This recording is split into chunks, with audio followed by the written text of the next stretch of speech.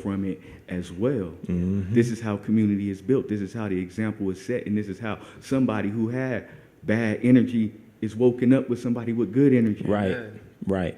Right, and not just good energy, then support by saying, hey, brother, come on this run. Right. Brother, come to this, follow up with the steps. Because if those things are in place, right, then we have change coming. Right. Right, because this is active. And that's what it's got to be for any one of us to see it and believe in it. Because as a people in a culture, man, we'll look right past your success. We'll look right past your change. Say that. Because we're struggling, changing. Right. And so we be the example of what that looks like. Right. You know, disconnected, all love, but we move forward and it's all onward, as one of my brothers would say. You know, sir. I'm done, man. No, you're not. That's beautiful. Yes, sir. Appreciate you, King. Yes, sir. Beautifully and eloquently spoken. I do a modality called the Wellness Recovery Action Plan, which I had a session today. I shifted gears from that session to this panel. But what you just spoke of and what a lot of you brothers had brought to mind and brought to my attention, the principles of the Wellness Recovery Action Plan, right? When we're talking about hope, is one of the 5 key concepts. Hope, personal responsibility, self-advocacy, support, and education, but education in terms of self-discovery. Right? And what we look at is this continuum in terms of early warning signs, stressors, when things are breaking down, crisis, and post-crisis action plan. So what ends up happening, one of my brethren told me the other day, there's only 3 people in America right now. Those who are in crisis, those who are heading into crisis, and those who are coming out of crisis. Right. So when we talk about these 5 key concepts, what Ronnie really touched on was support. What does that support look like? What does your support system look like? I do an exercise with my participants, and I'll ask them to write down the name of the first person they would call during a crisis. And then I say, okay, that person doesn't answer. Write down the name of the second person you called during a crisis. That person doesn't answer. Write down the third name. And a lot of people can't go past 2 names, but what I emphasize after the exercise is what you're looking at, what you have before you is your support system. And a lot of times those names that we may write down aren't even relationships that we nurture. They're not even, we find ourselves nurturing relationships with people that we know we can't call on. Right? So I challenge the participants to go a step further and start cultivating those relationships. Spend time calling them, I just called to say I love you. Right? Because, and shifting, real quick, I wanted to speak to, because we talked about trauma, but I also have to speak to vicarious trauma and secondary trauma. So Jules Harrell, a professor of psychology at Howard University, has been involved for years in research showing how stress caused by racism can affect the mental and physical health of Black people. He pointed to the fact that today Blacks must contend with COVID-19 and the disparate effects the virus has had on the Black community, while also dealing with the trauma of witnessing a string of brutal killings of Black people. And it says you don't have to be a direct target of racism for it to negatively impact your physical and emotional health. Correct. That's right. Right? People are experiencing secondary or vicarious trauma. Correct. Secondary trauma is the trauma of exposure to a racially charged event that leaves you feeling helpless and afraid, and comes from seeing something overpowering. We are seeing this on top of the ongoing daily recurrence of racial events that cause us emotional pain. So when we have these conversations about trauma, you know, we see these pictures where, you know, I mean, these horrific pictures where, you know, one that is just cemented in my mind is the black man that's laying, his body had been burned, his head having been decapitated, and he's laying, and there's a crowd of white men in suits standing around taking pictures. They even have their little girls, their daughters, smiling, right? And it made me think about the cognitive dissonance that you have to have in order to, you know, look at that type of trauma and smile on it. Right? Because celebrate that. If I was to take a gerbil on this stage before our video audience, and if I was to snap that gerbil's neck in front of all the people would be traumatized. There's people that aren't even here that would be traumatized off of seeing that.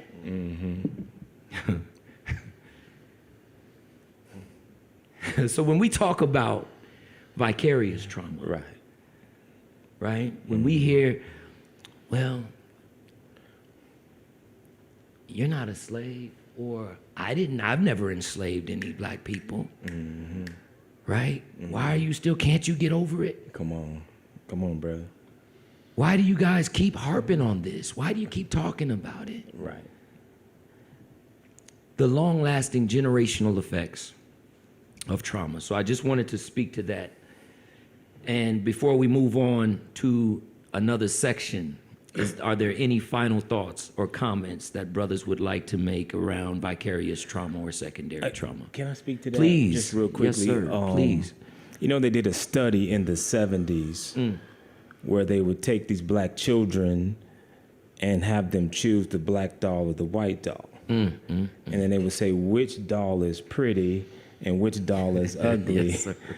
And the black kids would say, well, 9 times out of 10, the white doll was beautiful, the white doll was pretty. This was evidence about how we thought about ourselves. I grew up, I'm born and raised here in Denver, and I grew up with an inferiority complex. Come on, man. I didn't really see the value of my blackness. Not only did I not see its value, I thought that being black was, against me. It was inferior. It was wrong. All the negative adjectives that you can come up with, I believed about myself. And while I get it, that's not necessarily Brother Amir Metu experiencing direct trauma. That narrative was inherited. I inherited that. I was conditioned in that environment. I didn't choose that. That chose me.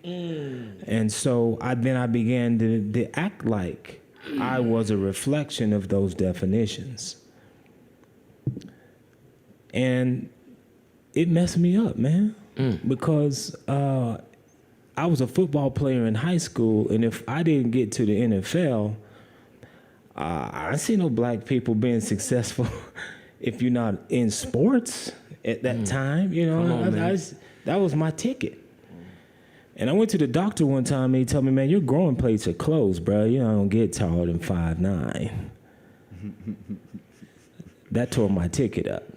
And then I started smoking weed, drinking Old English 800, hanging out, doing the wrong stuff because I said, well, if I don't have all my eggs were in this basket. If I don't have that basket anymore, then that must mean I'm in this basket over here. And so I began to reflect that narrative. vicarious trauma, bro. And so I'm just saying that ultimately what I had to understand was, well, what is true?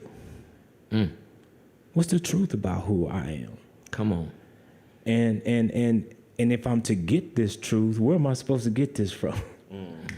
Who's gonna give me a narrative that's healthy about what defines my blackness? I wasn't gonna get that in the environment I was in. Come on. So I just want to drop that out there in terms of vicarious trauma. I know we're probably going to get into solutions and resolution, but I can identify with what you're saying, brother. Yes, sir. Brother, let me pick up right there real Please. quick. Yes, sir. Please. When we say vicariously drama and things like that, right, we're talking about just everything you go through as a black man living in America. Come on.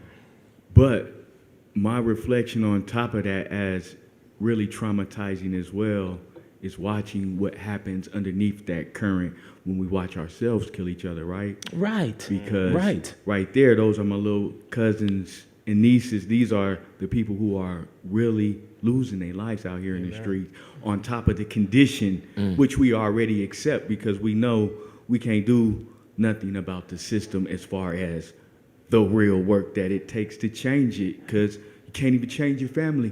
Right.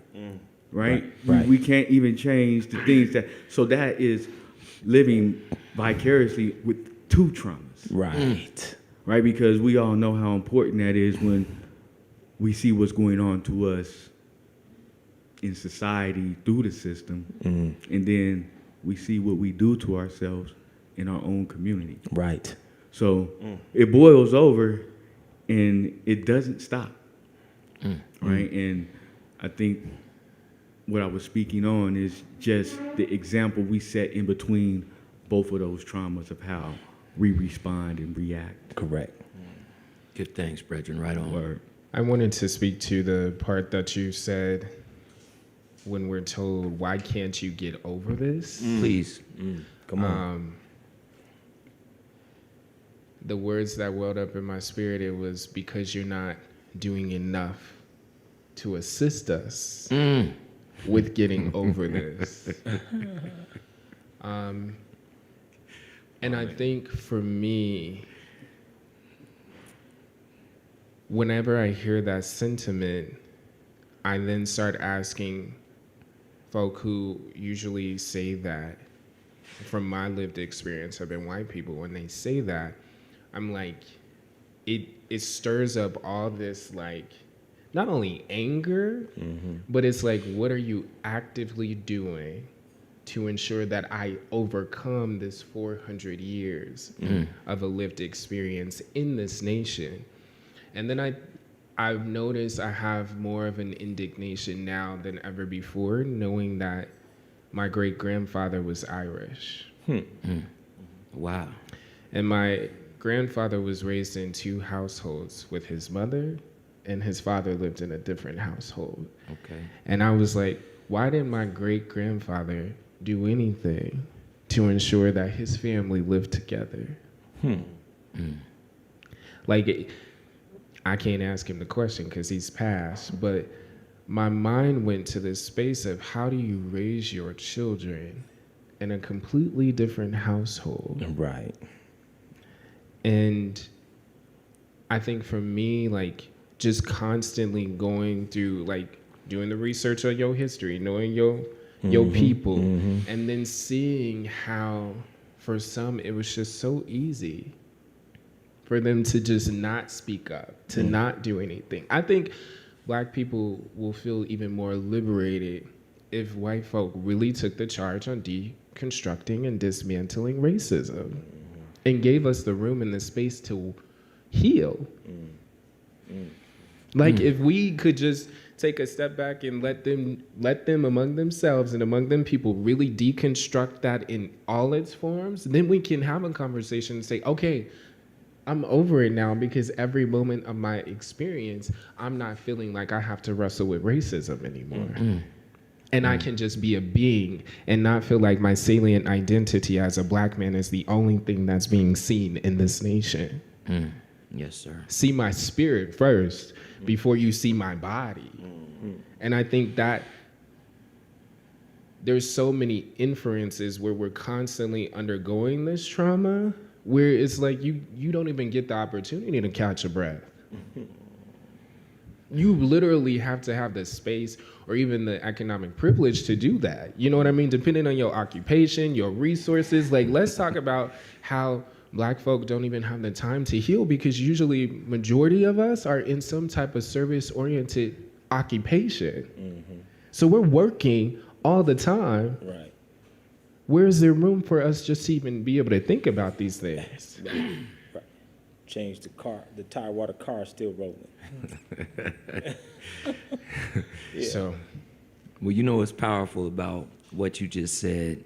We have a lot of social media activists, and at the height of these violent slayings of our youth, I proposed on one of the activist posts, I said, well, why don't we create a safety net fund for the families of the lost, for those who have been taken? I said, I got 500. I'll be the first one to put up 500 to pay for funeral expenses or to pay for rent for 2 months so the family can have time to grieve. No one chimed in. No one. See, instead of prevention, because you know what, brother, I was shot when I was 18, 19 years. I still got a bullet hole in my chest. And I realized, well, nobody gonna stop me from doing what I was gonna do. And after I got shot, it sent me deeper into the street, deeper into the life. There wasn't no mentor that was gonna come into my life to change my mind at that time, because I didn't wanna hear nobody, right? So instead of getting out here chasing the dog's tail and trying to monitor, let's look at these families who have lost their youth. Make sure that there aren't siblings who are gonna seek retaliation. And if there are, let's offer them some mental health or behavioral services, right? Let's go to these blocks, like when me and the brother Amir went to the block, right, where there were shootings, and we saged the block. We let the people know that we care, we love them. We didn't wait for them to come and find us. We went to the people, period, point blank. So when we talk about healing, and we will get into some solutions and conversations around solutions, but I really want to talk about this next item, because I really feel like this is prevalent amongst us, you know, in terms of Black men, and that is depression. Black men and depression. And it says, depression is one of the most common mental disorders in the United States and affects an estimated 17 million people each year. Black men are more likely than anyone to suffer from depression, but less likely to seek help. Left untreated, depression can lead to chronic illnesses like diabetes, high blood pressure, sexual dysfunction, substance abuse, and even death. Right. According to the Center for Disease Control, suicide is the third leading cause of death in African American males between the ages of 15 to 24. So why don't Black men seek help? Am I up? You up, brother? Yeah, you up, brother? Talk to us. Let's look at it. That's beautiful. I'm so happy to be here, man, with these beautiful brothers about and have this conversation, man. This is wonderful. The natural state of energy is peace. It's no things. You know, and when I was in grad school, man, they had this DSM that y'all are probably familiar with, the Diagnostics and Statistics Manual. Yes, sir. That would tell you what mental health is, and depression is in there. Yes, sir. So they could list all of the symptoms of depression and tell you that you had depression, but they couldn't tell you, well, what is health? What is that? They could tell you what's wrong with your system, but they couldn't necessarily tell you what's right with your system. And as a person who practices psychology, I have a whole lot of criticism about the industry of psychology and the harm and the damage that it's inflicted on our people. Our people have been exposed to psychological services, and my industry has hurt us because we haven't responded to the psychological, spiritual, and physical needs of our community correctly. We haven't. We are mind, body, spirit. Come on. And I know that the psychological community doesn't even know what is spirit. Well, spirit is spirit. But our ancient ancestors, right, you know, we define aspects of what the spirit is. And so if we don't necessarily know what spirit is, how can we define what health is and depression? So I just want to say this real quick, because y'all brothers are beautiful in terms of the stuff that you're adding to what I'm understanding about this conversation. But we're talking about low energy in terms of depression. Wow. The natural state of it is peace, it's harmony, it's balance, it's no things. When a person is depressed, we're talking about low energy. What can you do with low energy? The spirit is the power. I could say I want to stop smoking all day. I want to put down the alcohol. I could say that all day. But if I don't have the power to execute that, which comes from the spirit, which comes from the condition of my energy, if I have low energy, what am I going to do about the success that I want in life? Yeah. Oh, yes, sir. Man, I talk too much. Man. No, you don't, brother. What I up. bring you here for, brother? It's a panel. We talking. I have to self-regulate, brother, because I'll keep going. Well, brother, are you finished with your thought? Yes, I am.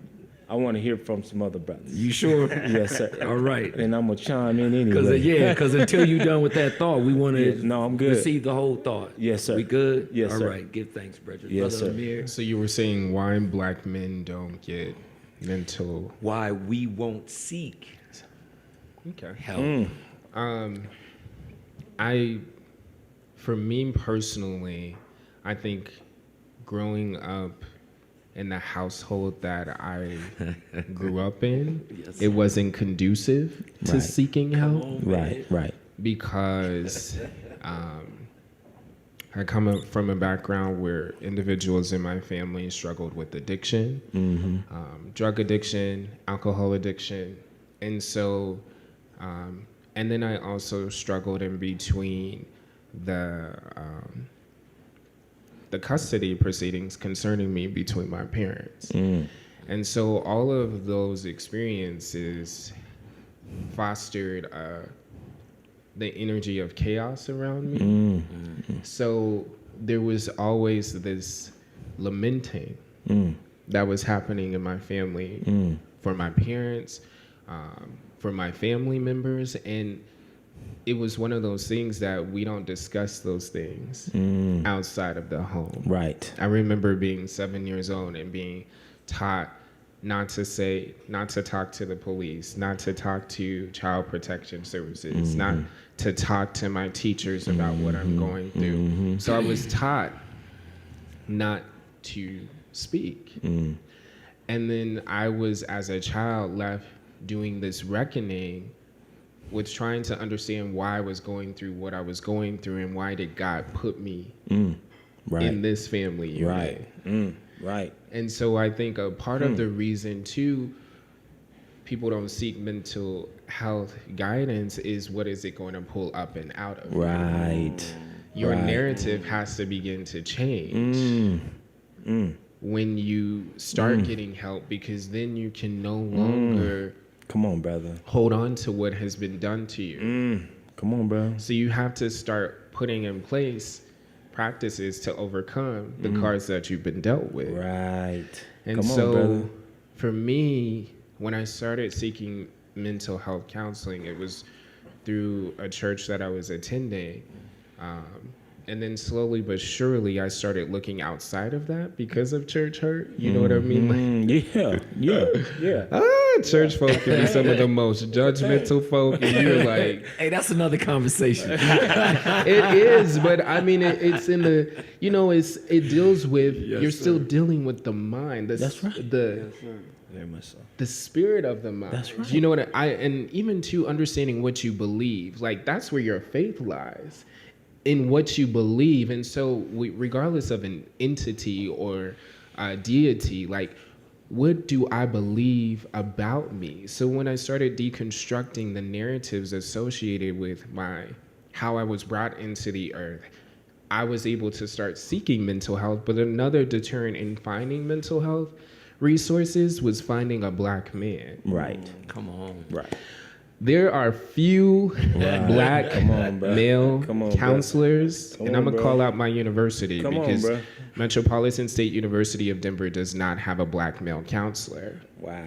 And even our counseling center does not necessarily reflect the student population. Shout out to Dr. Gail Bruce Sanford, who is my counselor. She's phenomenal, and she's the director, and she's been working on initiatives to get that happening there. But my university sees the needs and wants to do this anti-racism work, but are they putting the resources in association to that? But the point that I'm making is that we don't see us at times in those spaces. Correct. So we don't necessarily want to open up about our stuff. And for me, having a Black male counselor and a Black woman counselor, they serve different needs.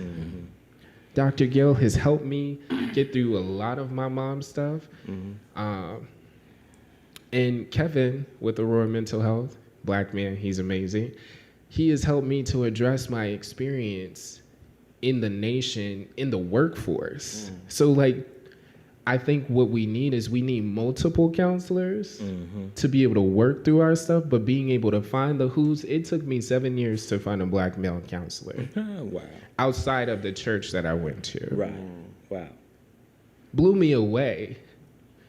And like my heart grieves for Black men specifically because I do believe we want to get that help. Right. But we don't always feel safe. Correct. To get that help. So it's better to keep our stuff to ourselves than versus risk more injury. Now, before we move to the brother Acuna, I got to speak to what you just said because that was so powerful. Because you just spoke about having a counselor in the workforce and education. And I have here the social and environmental factors present that can lead to a mental disorder, education, and employment. What you got? Well, wait a minute. Okay. There's something else, because before I posed these questions, I wrote down my own answers. And you just said something that I wrote down. And we go, brother, don't lose your thought. Yeah. All right? Because I got to say this real quick. Why we don't seek help. Secrets within the Black family politic and within the individual body politic. A lot of times families don't even know that members are suffering in silence because we can oftentimes point ourselves into a corner of social isolation. There are ways in which we were raised and socialized as boys that can sometimes put a barrier between two very good friends. I don't want to tell you what I'm going through because I'm so wrapped up in my concerns about what you're going to think of me. Right. Right. So I had to say that because you spoke to. I appreciate that. You spoke to. Give thanks. Give thanks. All right, brother. Brother Acuna, please, King. Yeah, bless. Yes, sir. Bless. No, we're learning here. I appreciate the knowledge. You know, I always reflect back to my family when I think about a lot of these questions that you're giving out, just because, you know, that's the best example that I can go ahead and reach into. And from my family experiences, it's always been a trust, you know, like being able to actually trust the medical system, trust the therapist, and, you know, because of the legacy of trauma that happens within the Black community, of, you know, there being a legacy of the Tuskegee experiments and things like that, just innately just a distrust for the medical system. My grandfather, he did not believe in going to a doctor, you know, almost to his detriment in certain aspects as well. And I think that when we really dive into our distrust and where it comes from and how that impacts us, you start realizing that we've always just been pushing through. We're just pushing through. And I think that push through mentality is something that, you know, it's something that makes us and gives us endurance and, you know, makes us able to acclimate to a variety of different situations, but it doesn't allow us to unpack. And I think that the legacy of that never unpacking, it builds, you know, and then it explodes. Come on, brother. Come on. But I think that, you know, having more representation of us in those fields, back to what Amir was saying, that's important. Just because we have to build trust within that in order to do it. Right.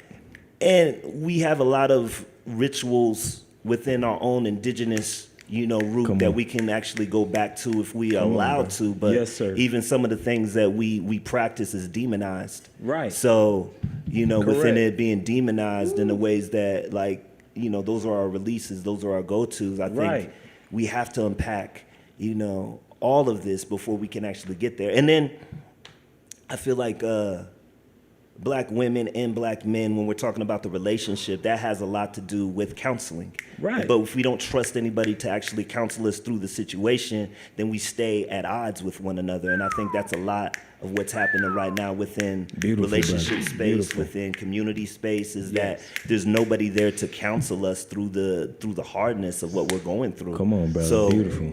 You know, we're stuck in what we're stuck in. So Beautiful. that's yeah. Yes, sir. Bless. That's beautiful. Give thanks, brethren. Right on. Bless. Brother Ronnie Chi, how you feeling over there, family? Man, the conversation was real. Yes, sir. And I think you was talking about depression, right? So if you could help me out with that definition one more time. Yes, sir. What it kind of say about depression? Well, we were saying depression is one of the most common mental disorders in the United States and affect an estimated 17 million people each year. Black men are more likely than anyone to suffer from depression, but less likely to seek help. So the question from that statement was, in your opinion, why don't Black men seek help for depression? If you see the conditions stated, that's just everyday life for all Black men, and whether you acknowledge it or not, the things that we've overcome, endured, has impacted us in many ways that when we talk about what depression is and how it affects you, it honestly comes to an inner reflection of what's bothering you, right? Because the things that are bothering you, sometimes you can't control. Right. And some of the times you can control, but first you actually have to know. Because we take on so many things that we're bombarded with every day. This is our natural state. It's depression, right?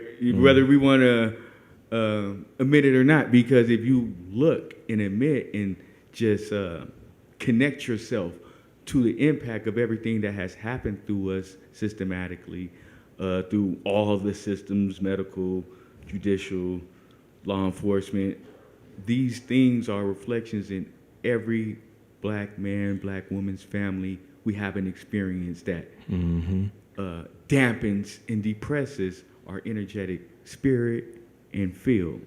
So when we're at this point, we're unaware that we're living in depression. This is just regular life. Right. You know what I mean? So how do you, and what is the thing that actually makes you connect with the thought that I need? And it usually connected behind trauma, drama, because these are the instances where that experience, that thought builds up and it explodes because there was no support. There was no one to talk to. But these are definitely the intricacies of what happened energetically on the inside of you when we continuously are hammered by the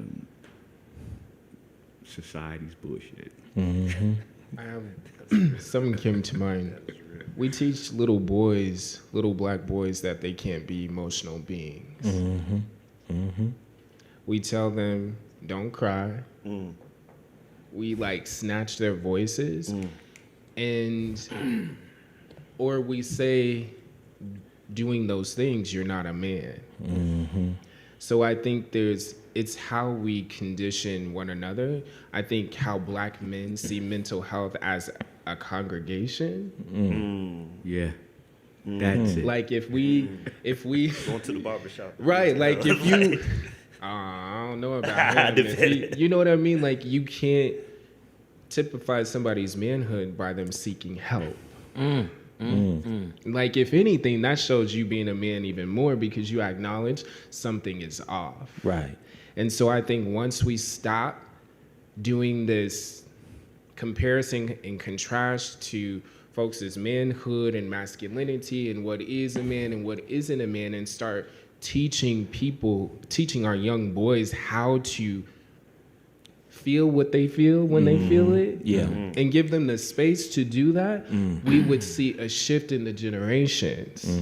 We would see a shift in young men with other young men of how they interact and how they engage and how they speak to one another.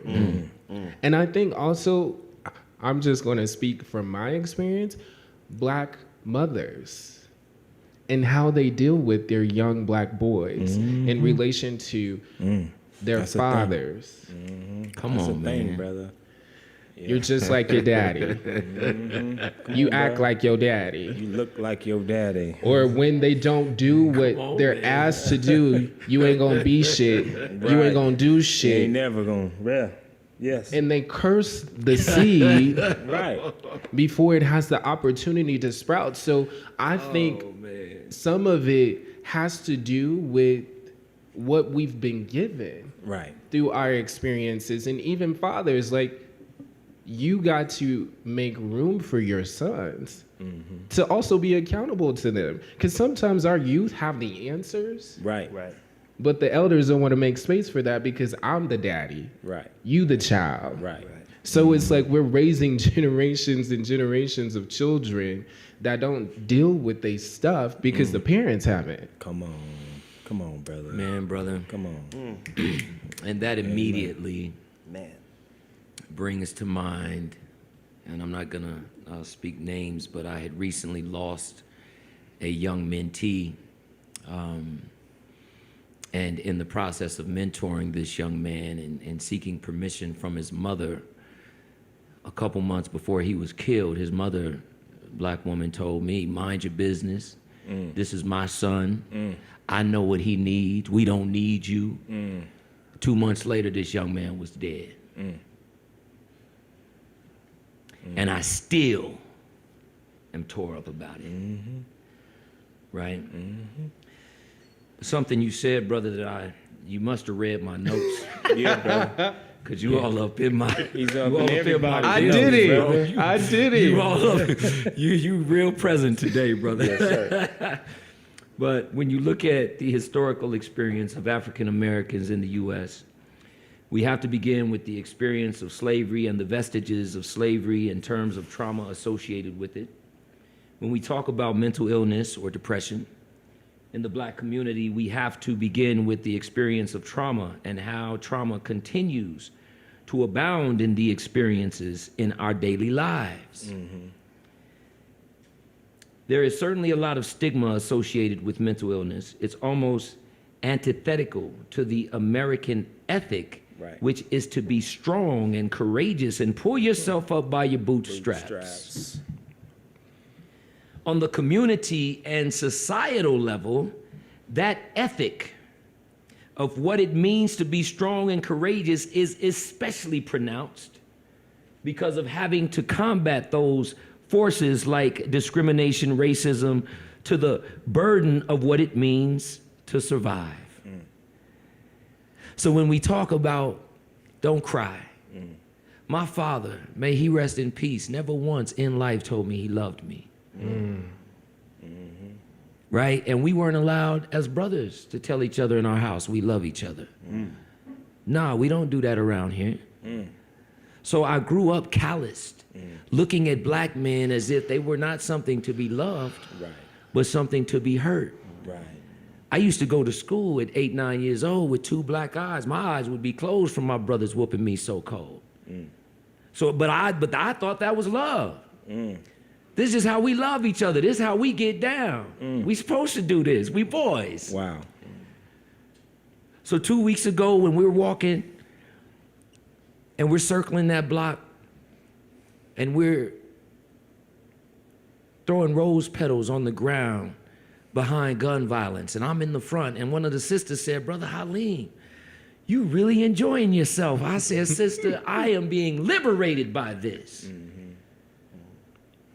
Because I've always had this cognitive dissonance or these preconceived notions that certain things are too feminine for a man to do.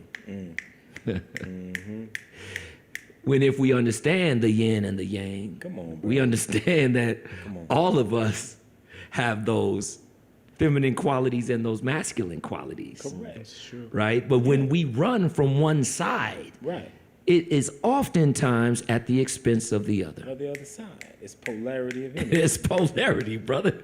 The principles of Tahuti. Come on, man. I'm not going to talk to you right now. So look.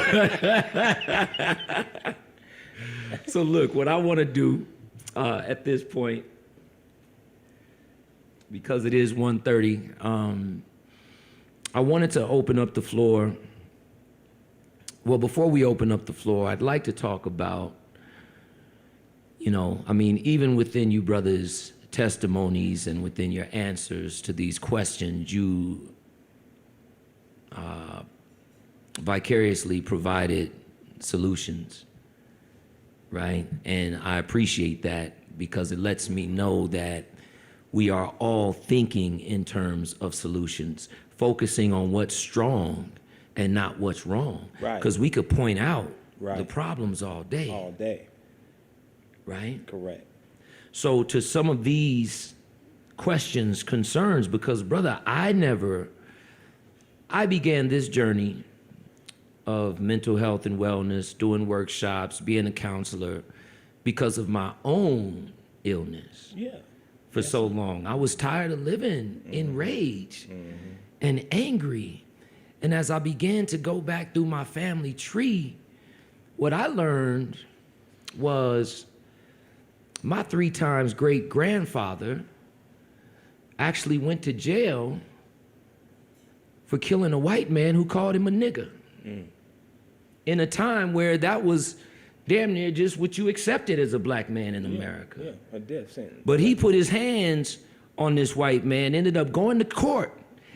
My 3 times great-grandfather, my ancestor was in court in front of the judge. Here he is, here's the white man that called him a nigger. The judge asked my grandfather what happened, and the white man spoke, I called him a nigger. My grandfather jumped over the podium and hit that man so hard that he killed him in front of the judge. This is where I'm from.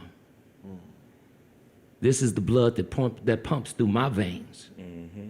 You understand? So when I learned that, I had a very strong sense of self. Okay, I understand now why I feel like I feel.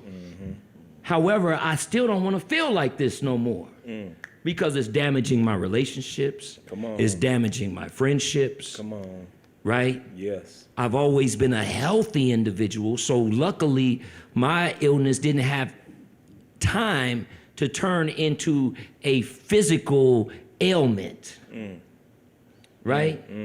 So I just wanted to speak that because that is why we're having these conversations. Because they've been taboo in all of our lives, in all of our families, and with all of our generations and our forefathers. So you are not unique, Amir, in the way you were raised. Right. Correct. True. This is black culture that you're talking about. This is a culture we're talking about. Yes. Right? Yes. So we are in the midst of a local crisis with our youth right now. It's so much going on in the state of Colorado, in the city of Denver. And I know that would probably be a whole nother conversation.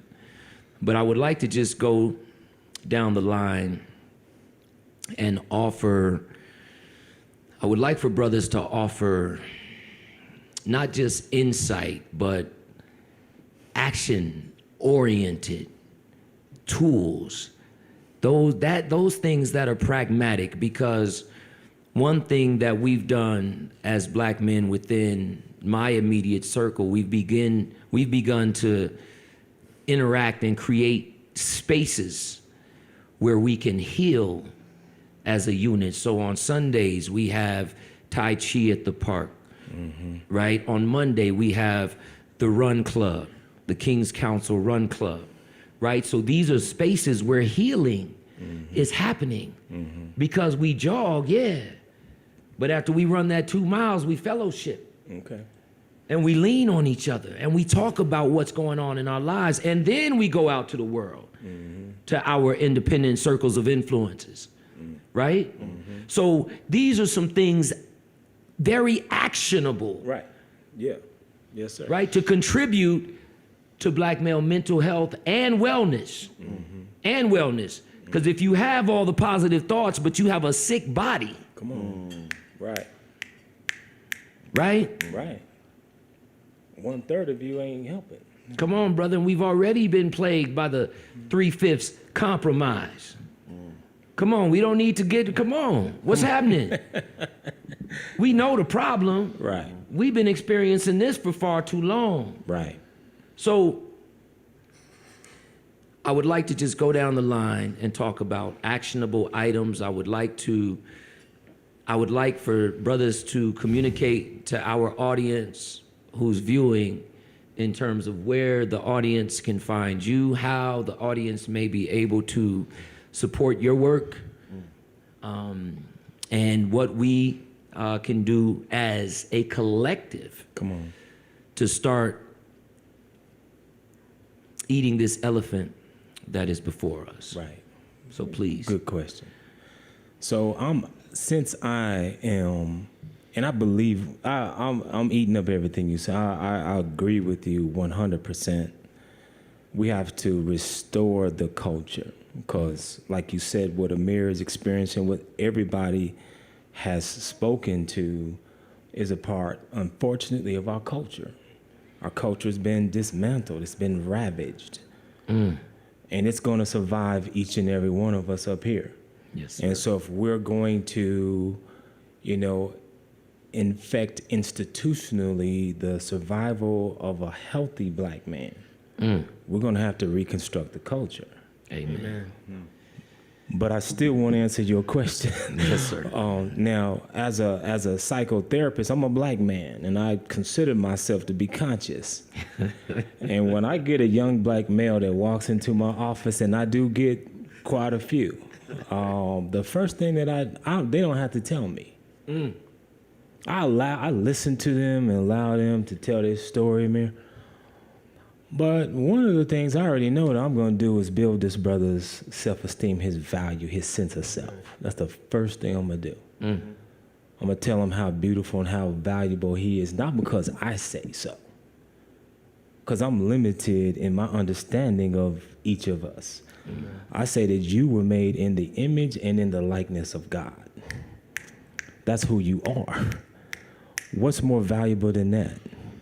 And we don't really get that. As a people. Culturally, I don't think we understand that. I'm going to put some of that on the religion, which I know is another conversation. Yes, sir. At the same time, we have to start with identity. We have to start there. And I say your identity is you are omniscient, which omni meaning all, and science mean you're all-knowing. That's your potential. I didn't say you know everything. You're a teenager, already know that. Come on. But your potential is you have the potential, you have the ability to know what it is you want to know. You're omnipotent in the sense that you're all powerful. You can do all things. And then you're also omnipresent. Come on, man. which means you can be one with all things. Come on, man. Unity is your potential, brother. That's who you are. That's who you are. And we're going to take that identity and we're going to understand that. And by the time I get through, you're going to live that. Because like my man said earlier, he said, well, we have to live that which we're talking about. And so if I'm not living that, I'm practicing hypocrisy. Amen. And that's why I left some institutions, because I'm not practicing no hypocrisy. You can't tell me I can't do math. You can't tell me that. Because I know who I am. You can't tell me, that I can't get off of drugs and alcohol and sexual. You can't tell me that. Because I know the power with which I was constructed, for which I was designed. I already know that. So you can't define me for me. You can't do that. And that's part of our ancestral history that our ancestors always wanted us to know thyself. That was written on all of the temples of the pyramids, brother. And we got to reconnect with that. That's right. With that word, I got to pass it to my brother. Yes, sir. Thank you. Yes, sir. Thank you, brother. That was beautiful. Yes, sir. Halim, thank you for this opportunity. I'm really grateful that you got liberty by dropping the rose petals. And roses for me are very special because I see everybody as a rose, and when roses are pruned, they become even more fruitful.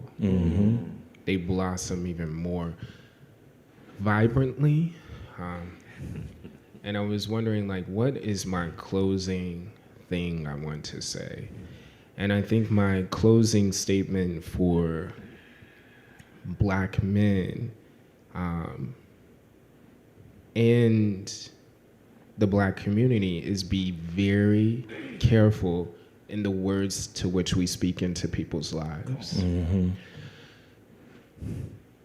For me, being in space with Black men was always a challenge.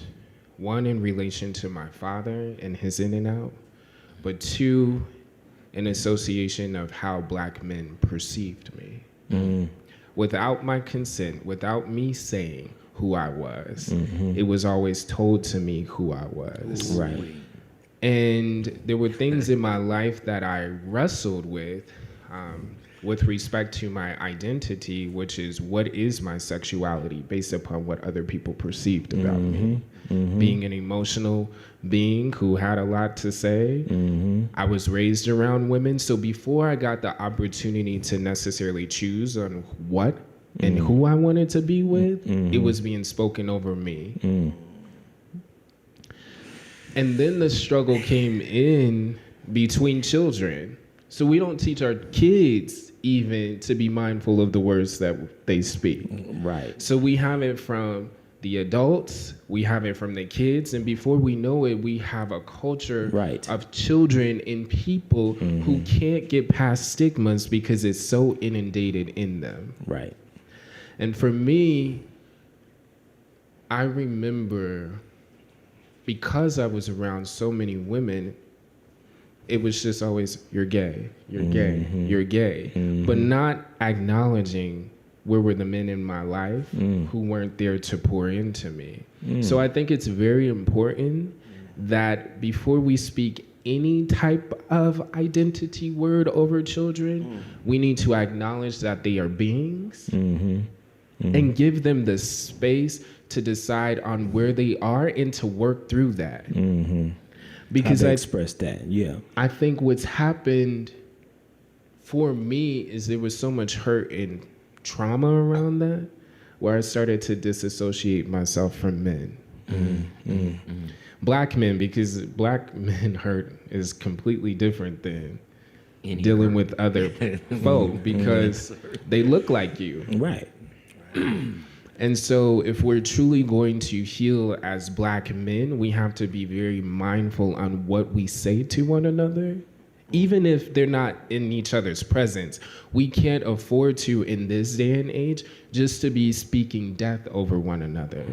We have to speak life. We have to take I mean, as much as we're present, we have to be pausing.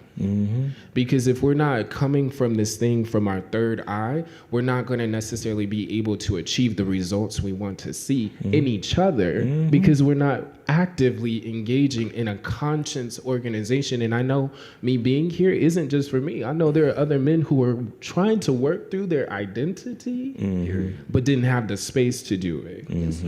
And so now, if we want to heal, we have to heal inwardly and outwardly. So I put myself in all kind of positions to be around black men intentionally, because it was like, I can't be the man that I know I am becoming without y'all. Come on. All right.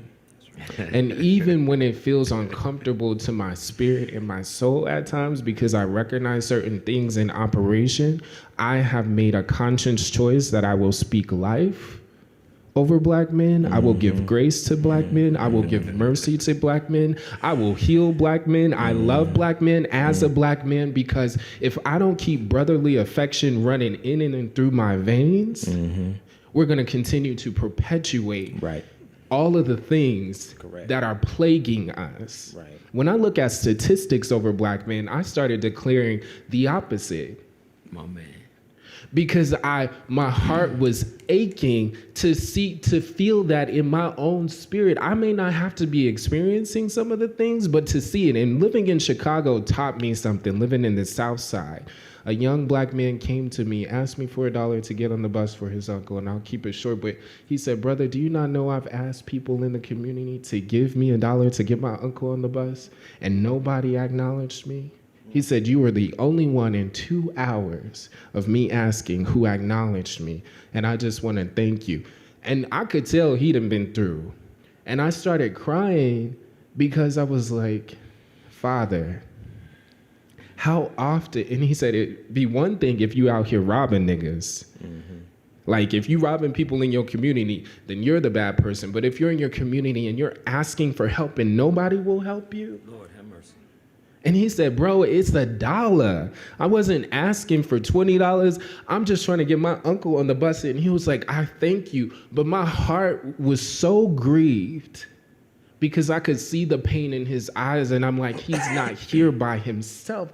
There has been all kind of conditions around him to create this type of experience. And nobody wants to hear. And I lived in the South Side, so it's all black. There may be a few little speckles of folk, but it just grieved my soul because I was like, this is that shit. And so we can't play with this work. We can't sleep on this work. We can't afford to not do the work at all times. And when you get tired of doing the work, pray and ask God to give you the strength to keep on going. Last time I checked, when you're weak, you're strong. It don't matter what you believe in. When you are weak, you are strong. There is strength somewhere on the inside of you. And so as we continue to work through this thing, we have to be mindful of this right here, this mouth. And can't be speaking on folk without knowing folk. Like, that is the problem. Like, watch your mouth. Like, if anybody's saying, watch your mouth. Because we don't know what those words are doing. How many people have died just from the sake of what people have sown into them by speaking life over them? If we could do a spiritual accountancy, what would that look like? I don't want my brother's blood on my hands. Come on, man. Just by the very words that I have spoken. Come on, man. The blood of the ancestors is already crying out to us. Yes, sir. So let us heed that. Let us hear that. Let us ask them, what is it that you would have me to do today on behalf of our people? Why? I'm here because of you. You were bought at a price. Somebody died, prayed, fasted, whatever, so you could get here for such a time as this. And the only way we're going to get free is if we get free together. Come on, man. All right. Yes, sir. Yes, sir. Right on, brother. Right on. Beautiful. Yes, sir. That was powerful and needed. Thank you. I appreciate that. You know, right now, us as a people, we actually have a great opportunity at the table. And I feel that the opportunity that we have is to like embrace one another and with embracing one another, really taking control of our community. And the reason that I say that is that historically, anytime we start galvanizing and start exchanging ideas and start exchanging point of views, systemically it becomes kind of dangerous. And the reason why it becomes dangerous is because now we're talking evolution. We're no longer talking about stagnation. And one of the things that, the Jesuits, one of the things that they believed is, you give me the boy for 7 years and I'll tell you the man. So that lets you know that they understand conditioning. And I think that within our community, we understand conditioning.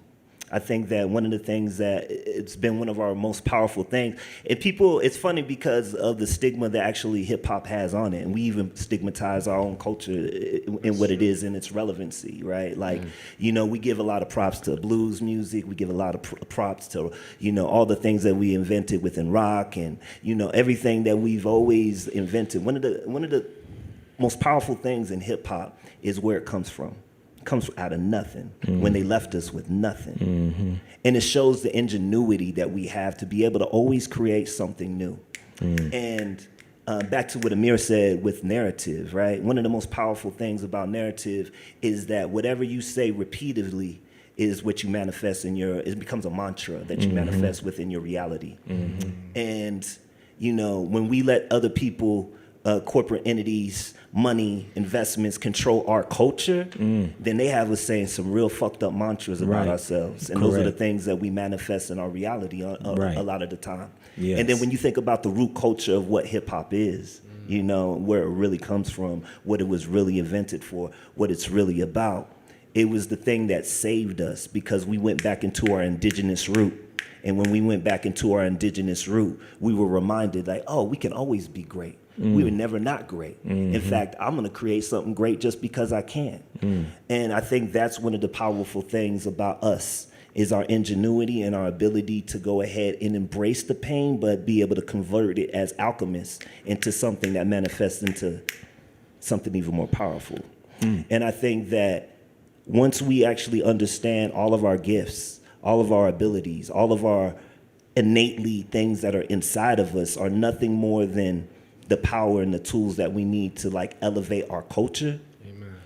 There's nothing that can stop us. Amen. But I think that we actually, as a community, the healing part, the reason that we're here, the reason that we're galvanizing right now and gathering, is that we're trying to, for one, we're trying to change the narrative of black men. Yes. Because right now, the mainstream narrative of black men is very foul. Right? They're discriminating against us in a way without having any consideration of us being real people. We're just ideas to these mainstream media folks who are just perpetuating all this evilness on us. And we're actually the ones who are at the bottom of the totem pole. That's right. So within that, I think that we need to convert that energy back to what Amir said, taking that energy, taking that negativity, let it be there. And then, you know what? I'm going to go ahead and manifest something great out of it. Because it's all energy. Right. It's all energy anyways, right? Yes, sir. So, if it's all energy, what are you going to do with the energy, whether it be negative or positive? You're going to convert that energy and manifest something greater out of it. Correct. And I think once we understand, no matter what they're throwing at us, whether it be negative or positive, we're going to convert that into something that we can manifest into our greatness. Yes, sir. So, I'm honored to be on the panel with such brilliant minds right here because everybody here is talking about evolution, right? We're not talking, we're not yelling, we're not just pointing fingers. We're actually doing something about it. And I think that's going to be the key that actually transitions. We got to stop yelling at each other. We got to stop pointing fingers at one another. And we got to come up with some solutions to actually manifest our greatness and not just talk about it in Black Panther. But let's manifest it right now. Come on, brother. Right now. Thank you, brother. So, thank you, brother. Yes, Thank sir. you. Give thanks, brethren. Yes. That was powerful. Powerful. Amazing. Man, yeah, exciting.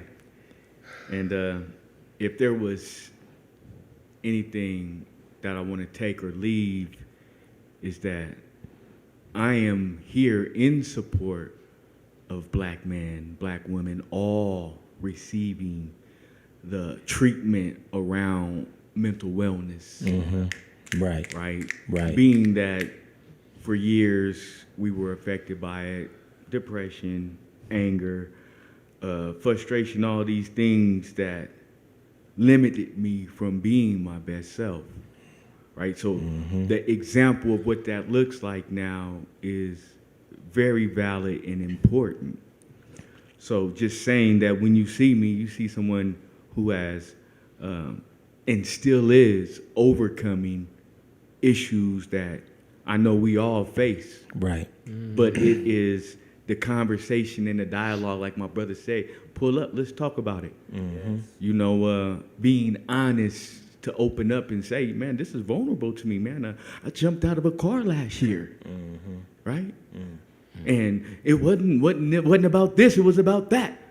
Who wants to listen to that? Who wants to be in support of that? But first, you have to be able to approach the topic to people who you sincerely think can help you. Right. And sincerely be willing to receive the help. Right. So when you see me, you see, yes, we do a lot of work around mental health, but I want to say that that's just a reflection of the work being done, because we have a whole youth organization behind us whose mission is, like I said earlier, to decrease mental health stigmas and approach and address youth gun violence.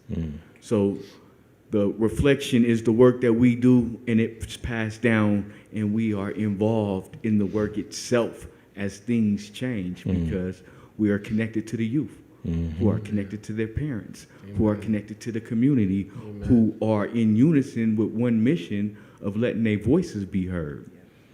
So, man, if anything, we as a company, me, myself, we just really understand what it means for us to embrace our mental state and improve it.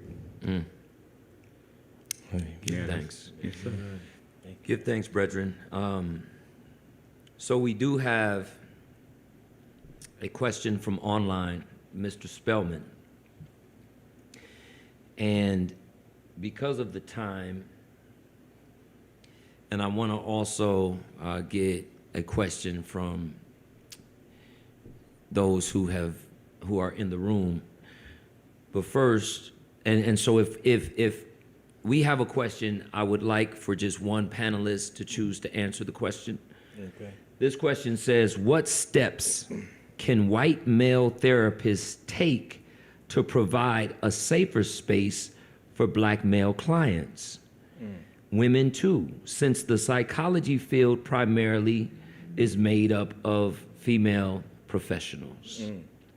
So what steps can white male therapists take to provide a safer space for black male clients? Who would dare? Wait a minute. I love that. Go ahead, man. So the first thing that I thought of is patriarchy and how white men have been the ones that have been benefiting the most in this nation when it comes to racism. Yes, sir. And I think before they can serve black men, black women, and even work in coalition with white female therapists, is acknowledging where they are in the grand scheme of counseling, but of this nation. I think for them to serve us, they must be intentional outside of the counseling sessions with us of the work that they're doing to dismantle racism. Ooh. Because you can't make space for me until you are starting to experience what comes with racism within your community. And what I mean by that is when you are dealing with white folk who don't want to see free black folk. You can't really help me to become liberated until you are doing the intentional work outside of sessions with us to dismantle the systems that are at B. And I think what we will feel safety is a vibration, it's an energy, am I wrong? We'll be able to be in a space where we can feel like we can show up and show our true full selves, because what's operating on the inside of you is congruent to my liberty. Come on, man. But if there are incongruencies in and within you, it's not going to be a safe space for me. Right. Because if you have not checked your own personal triggers in relation to me, then it's going to be unsafe for me and it's going to be unsafe for you. Come on, man. And I think even too, white men taking stock in the lives and advancement of black men. As a man, like, there are some things that they should understand naturally just being a male being, but also taking stock in residency in terms of black women as well. And the conversations between other white folk, white men, white women, concerning how racism has truly entrenched black people. But I think it's going to take being very present. I would encourage them to be in black spaces, be around black folk, not learn the culture, but learn how to appreciate the culture, learn how to appreciate the resilience, learn how to appreciate the ingenuity, listen to some hip hop, like understand our narrative before you try to help. I don't think we necessarily need help. I think what we need is truth. If you can be truthful and honest and earnest and show your humanity just like I'm coming up to you to show mine, we can work together. But if you ain't in touch with what's going on in your culture and in society and really taking a stand, it ain't gonna work. Okay, all right. Thank you. That was powerful.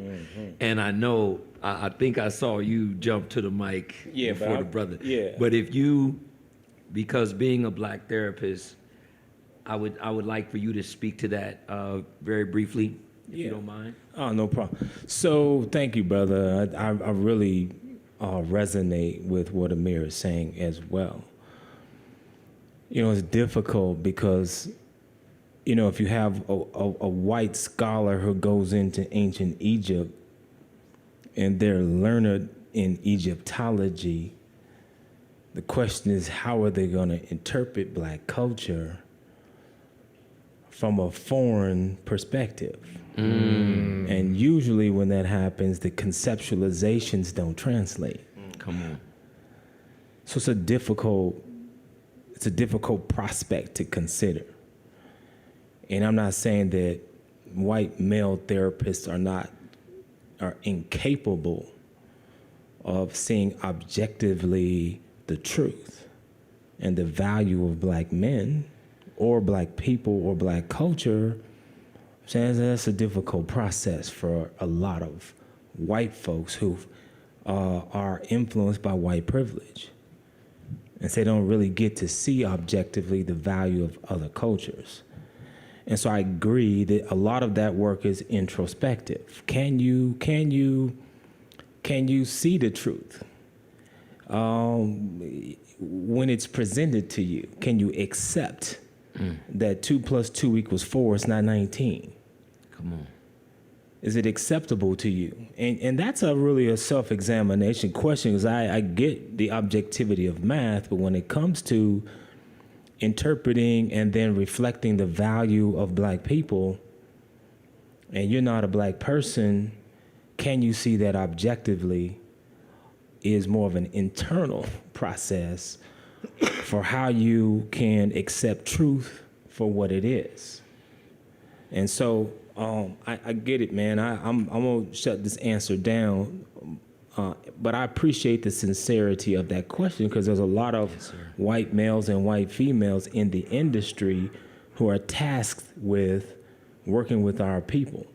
And this person sounds like sincerely they want to get some steps to kind of figure out how to do this effectively. And I think we just prefaced it with some of the philosophy about how internally you have to do some work. And then, read some black history. Live, go to interact with some, with some black folks, in a genuine way where you can not only teach, but you can learn. Come on. And so those are, but that's a lifestyle. That's not something you're going to get in the classroom. And that's going to translate in a therapy session, because people are going to know whether you book knowledge or you have experience with this, they're gonna know. That's right. And so it's how you live it. Wow, man. Amen. Well, man, I have the best seat in the house, right? Because I have the honor and the pleasure of knowing each one of you brothers individually, having relationships with these kings and the kings from last month's panel. Unfortunately, our time has come. Our time has come. Ooh-wee. Yeah, so I want to thank all of our guests. I want to thank our panelists, especially. I want to thank Dazzle for allowing us this space. Again, this was supposed to be a one-time thing last month. It's turned into a 12-month, 12-episode type thing. So we have a charge. Yeah. We have a charge because it's not about going out finding other voices or, we keep it tight-knit. And for the brothers who are doing the work, you will be invited back. We will stay in contact. We will charge each other with support, right? Mm-hmm. Charge each other with support. Mm-hmm. Yeah, so Halim Ali from the Heart Enterprises, King's Council, I appreciate all of y'all. Peace and love. Peace and love. Very, very good, brothers. Bad brothers. You brought it, brother. That's all I asked for.